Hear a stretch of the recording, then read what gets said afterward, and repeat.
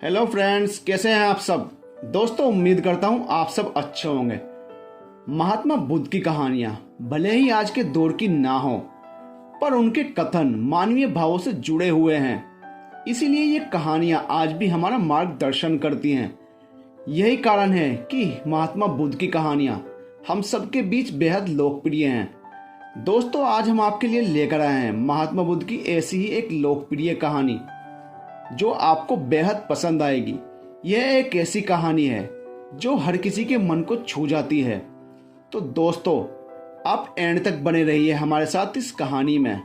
उम्मीद करते हैं आपको ये कहानी बेहद पसंद आएगी।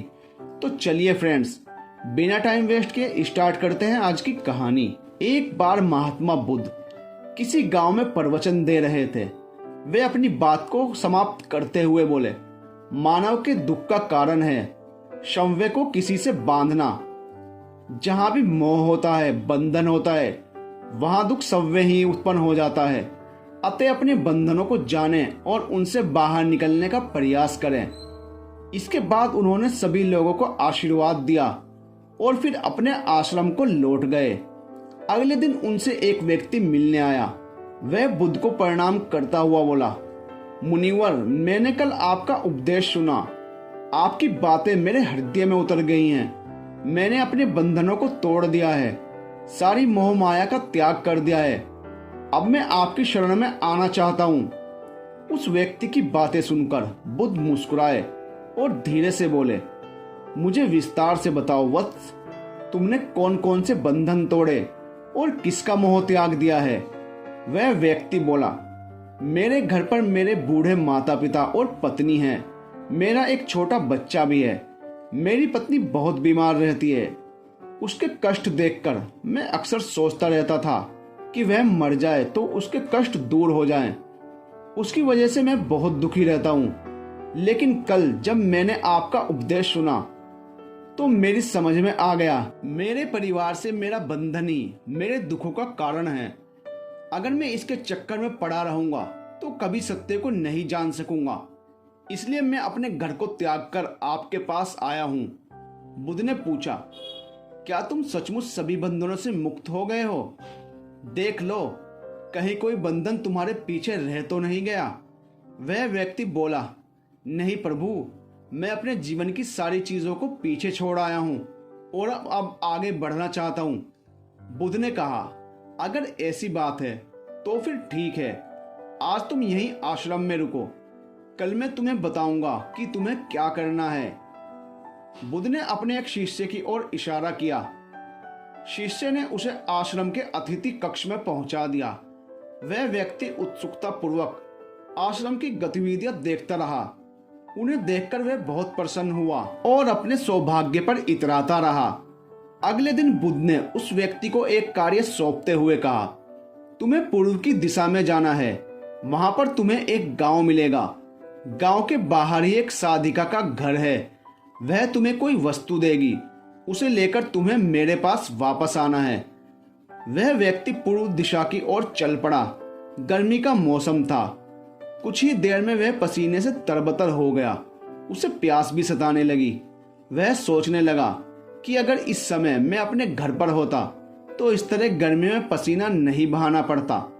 कुछ दूर और चलने पर उसे भूख भी सताने लगी, पर वह एक सुनसान और बंजर रास्ता था। आसपास ना तो कोई पेड़ था और ना ही कोई पोखर तालाब। वह पुनः सोचने लगा कि अगर मैं इस समय अपने घर पर होता तो अपनी पत्नी के हाथ का बना स्वादिष्ट खाना खा रहा होता। पता नहीं क्यों बुद्ध ने मुझे इस गर्मी में इतनी दूर भेज दिया। काफी देर तक चलने के बाद वह व्यक्ति गांव में जा पहुंचा। गांव के बाहर ही एक घर बना हुआ था। उसने दरवाजे के पास पहुंचकर उसे धीरे से खटखटाया। दरवाजे को एक साधिका ने खोला। उसके चेहरे पर एक अद्भुत तेज था। वह व्यक्ति उसे देखकर मंत्रमुग्ध हो गया। साधिका ने उसे अभिवादन करते हुए कहा, मैं जानती हूं कि आपको बुद्ध ने भेजा है, आप अंदर आ जाएं। वह व्यक्ति घर के अंदर चला गया। साधिका के कहने पर उसने पानी से हाथ मुंह धोया और एक चटाई पर बैठ गया। साधिका ने उसके सामने भोजन की थाली रख दी। वह जल्दी जल्दी करके भोजन करने लगा। अचानक उस व्यक्ति की नजर साधिका के पैरों पर पड़ी। उसके पैर बहुत सुंदर थे। वह उन्हें देखता ही रह गया। तभी साधिका ने उसका ध्यान भंग किया। वह बोली, जिस व्यक्ति को बुद्ध के चरणों में स्थान मिल जाता है फिर उसे किसी अन्य के चरणों की आवश्यकता नहीं पड़ती। साधिका की बात सुनकर वह व्यक्ति लज्जित हो गया और नजरें नीची करके चुपचाप भोजन करने लगा। भोजन करने के बाद साधिका ने कहा, आप बहुत दूर से आए हैं, थक गए होंगे, यहीं चटाई पर लेट जाएं, मैं पंखा कर दूंगी। वह व्यक्ति बहुत थका हुआ था। वह चटाई पर लेट गया और अपनी आंखें बंद कर ली। साधिका उसे पंखा करने लगी, पर लेटने के बाद भी उस व्यक्ति को चैन नहीं आया। उसने धीरे से अपनी पलकों को खोला और चोर नजरों से साधिका को देखने लगा। वह सोचने लगा, यह स्त्री कितनी सुंदर है, इसकी वाणी कितनी मोहक है। अगर यह मेरी पत्नी होती तो मेरा जीवन स्वर्ग बन जाता। साधिका उसके मन की बात समझ गई। वह बोली, शरीर में कुछ नहीं रखा है, यह केवल मांस, मज्जा और अस्थियों का जोड़ है। जो व्यक्ति इसके आकर्षण से मुक्त हो जाता है वही सत्य को प्राप्त कर पाता है। यह सुनकर वह व्यक्ति घबरा गया। वह चटाई से उठ बैठा और बोला, अब मुझे बुद्ध के पास जाना चाहिए। कृपया आप मुझे वह सामान दे दें जिसके लिए बुद्ध ने कहा था। साधिका ने मुस्कुराकर जवाब दिया, बुद्ध ने आपको जिस कार्य के लिए भेजा था वह पूर्ण हो चुका है। साधिका की यह बात उस व्यक्ति को समझ में नहीं आई। वह दरवाजे की ओर बढ़ गया।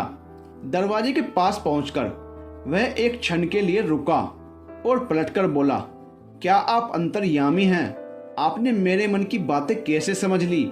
वह स्त्री मुस्कुराते हुए बोली, बुद्ध की कृपा से मैं मोह माया से ऊपर उठ चुकी हूँ, इसलिए भावनाओं में निर्लिप्त हूँ और किसी के चेहरे को देखकर उसके मन में उठने वाले विचारों को समझ लेती हूँ। उसकी बातें सुनकर वह व्यक्ति एक बार पुनः लज्जित हुआ और सोचने लगा कि जिस स्त्री ने सच्चे मन से मेरा सत्कार किया, मैं उसके बारे में क्या क्या सोचता रहा। उसके बाद वह बुद्ध के आश्रम की ओर लौट पड़ा। आश्रम में पहुंचकर वह व्यक्ति बुद्ध के चरणों में गिर पड़ा और बोला, मुनिवर मुझे क्षमा कर दें, मैं बड़ा पापी हूँ। उसकी बातें सुनकर बुद्ध मुस्कुराए और बोले, मैंने तुम्हें साधिका के पास इसीलिए भेजा था ताकि तुम अपने आप को देख सको। अब मुझे बताओ, क्या तुम सचमुच मोह और बंधन को त्याग चुके हो? वह व्यक्ति कुछ नहीं बोला। वह नजरें नीचे किए चुपचाप खड़ा रहा। बुद्ध ने कहा, बाहरी बंधन और मोह को त्यागने से हम बंधन मुक्त नहीं होते। दरअसल बंधन और मोह हमारे भीतर होता है। तुमने परिवार को छोड़ दिया और सोचा कि मैं बंधन मुक्त हो गया, लेकिन जैसे ही तुम्हें अवसर मिला तुम्हारे भीतर का मोह जाग उठा और इसी वजह से आज तुम अपने आप को पापी समझ रहे हो। मुझे क्षमा कर दें प्रभु। उस व्यक्ति ने अपने हाथ जोड़ दिए। फिर वह धीरे से बोला, आप सही कह रहे हैं, मैं केवल अपनी पत्नी से पीछा छुड़ाना चाहता था। वह बहुत बीमार रहती है। 1 वर्ष से हमारे बीच संबंध भी नहीं बन पाए। मैं कुछ ज्यादा कमाता भी नहीं हूँ, इसलिए मैं अपने परिवार के दायित्वों का निर्वहन भी ठीक ढंग से नहीं कर पा रहा हूँ। शायद इसीलिए मैं अपने परिवार से पीछा छुड़ाना चाहता था, पर अब मैं समझ गया हूँ मेरा परिवार ही मेरा सत्य है और उसके दायित्वों का निर्वहन ही असली कर्म है। बुद्ध बोले, मैं जो कुछ भी कहता हूँ वह अपने अनुभव के आधार पर कहता हूँ। लोग मेरी बातों को सुनते हैं पर वे अपने स्वार्थ के अनुसार ही उसका अर्थ ग्रहण करते हैं। इसीलिए मोह, माया, कामना, इच्छा, वासना, क्रोध को लोग बाहर की ओर खोजते हैं, जबकि यह हमारे भीतर ही है। हम दूसरों को देखकर तरह तरह की कामना करने लगते हैं। कामना से इच्छा जन्म लेती है, इच्छा से वासना पैदा होती है और वासना की पूर्ति ना होने पर क्रोध उत्पन्न होता है। ये सब एक दूसरे से जुड़े हुए हैं। क्रोध के लिए हम सदैव दूसरे को जिम्मेदार ठहराते हैं, जबकि क्रोध का स्रोत हमारे भीतर है। तुम चाहोगे तो क्रोध आएगा, तुम चाहोगे तो क्रोध नहीं आएगा। इसी तरह बंधन बाहर नहीं होते, हमारे मन में होते हैं। हम मन से ही किसी से बंध जाते हैं और मन के कारण ही हम दुख पाते हैं। लेकिन जो व्यक्ति इन बातों की गहराई तक पहुंच जाता है वह दुखों से हमेशा हमेशा के लिए मुक्त हो जाता है। तो दोस्तों, यह थी महात्मा बुद्ध की एक शिक्षाप्रद कहानी। ये कहानी आपको कैसी लगी हमें कमेंट करके ज़रूर बताइए। और अगर आपको हमारी कहानी अच्छी लगती है तो प्लीज़ हमारे चैनल को सब्सक्राइब कीजिए, वीडियो को अपने फ्रेंड्स के साथ शेयर कीजिए।